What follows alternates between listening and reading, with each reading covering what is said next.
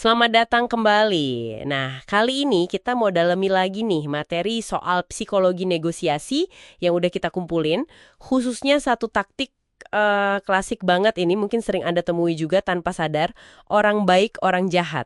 Good guy, bad guy ya? Iya, itu dia. Tahu kan skenario di mana satu pihak tuh kayaknya, wah nekan habis-habisan.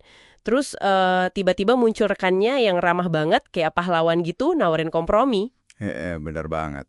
Nah, mari kita coba bongkar bareng ya strategi di baliknya apa dan yang paling penting gimana cara cerdas buat ngadepinnya. Ini berdasarkan catatan-catatan kita nih. Tepat sekali. Ini tuh taktik manipulasi psikologis yang lumayan efektif loh. Sumber-sumber ini juga nunjukin gimana taktik ini mainin prinsip kontras. Kontras ya. Iya.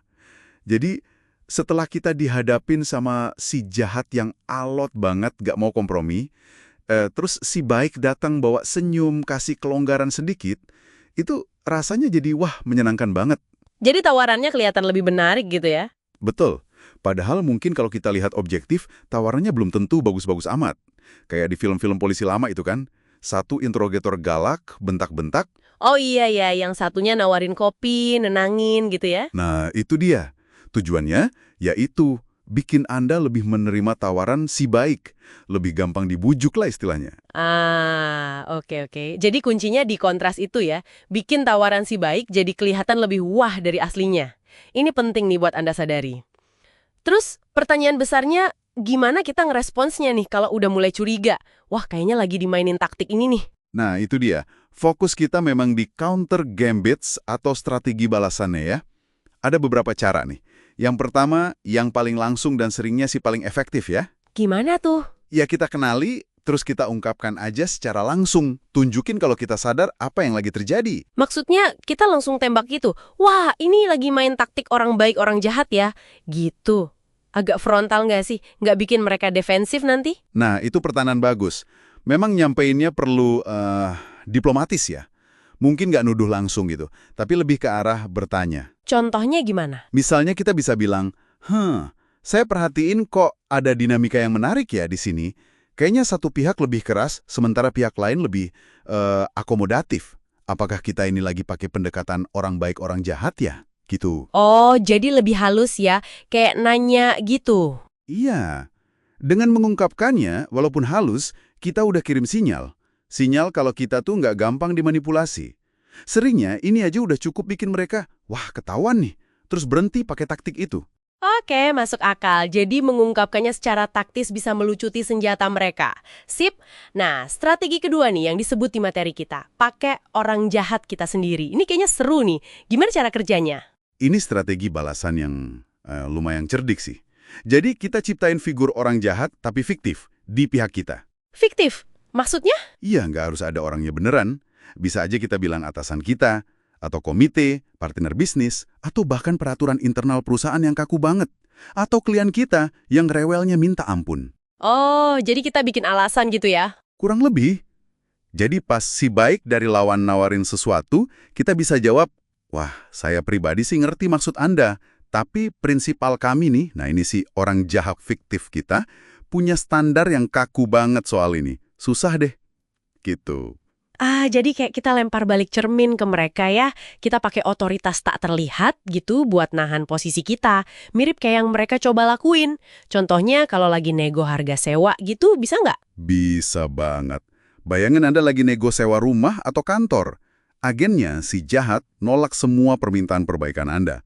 Pokoknya nggak mau tahu. Terus, Terus manajernya, si baik, dateng, nawarin diskon sewa dikit lah sebagai kompensasi. Nah, Anda bisa bilang, makasih tawarannya Pak Bu, tapi pasangan saya ini detail banget soal kondisi dapur sama kamar mandi. Kayaknya beliau nggak bakal setuju deh kalau bagian itu belum diperbaiki sesuai standar kami. Wah, cerdik juga ya. Jadi kita nggak perlu kelihatan keras kepala secara pribadi. Betul. Kelebihannya lagi, orang jahat fiktif ini bisa kita bikin kesannya lebih keras kepala, lebih nggak fleksibel dibanding orang beneran yang ada di depan kita. Ini ngasih kita ruang nego tanpa harus jadi jahat beneran. Cerdik. Oke, terus ada opsi ketiga nih yang disebut melangkahi mereka hubungi atasan langsung. Waduh, ini kok kedengerannya agak nekat ya? Banget. Ini nekat dan perlu hati-hati banget, ekstrim malah. Risikonya apa? Ya, Anda bisa aja sih kontak supervisor mereka. Bilang, saya lagi negosiasi nih sama tim Anda. Kok kayaknya mereka pakai taktik orang baik, orang jahat ya? Apa ini memang prosedur standar di sini? Tapi ya itu, sumber-sumber kita juga udah nekenin, risikonya tinggi banget. Bisa merusak hubungan ya? Bisa banget. Bisa bikin mereka nggak suka, tersinggung, dan bisa jadi bumerang kalau ternyata atasannya malah belain timnya. Wah, kacau. Ini benar-benar langkah terakhir deh. Jarang banget direkomendasiin, kecuali situasinya udah mepet banget atau spesifik banget. Ngerti. Jadi dari 3 strategi balasan ini, kayaknya yang paling aman dan strategis itu ya yang pertama tadi, mengenali dan mengungkapkannya secara halus, atau pakai orang jahat fiktif kita sendiri ya. Iya, cenderung lebih aman dan controllable. Intinya sih jangan sampai Anda kebawa emosi ya, mau itu ditekan sama si jahat atau dibikin luluh sama si baik. Betul sekali.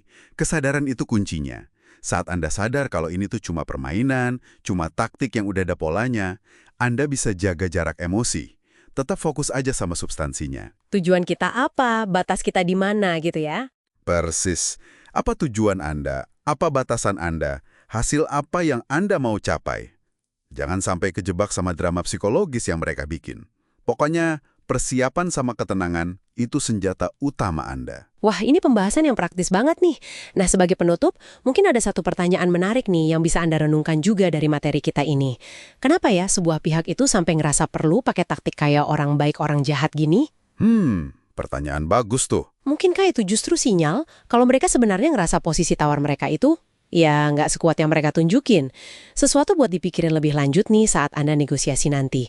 Oke deh, sampai jumpa di penelusuran mendalam kita berikutnya ya.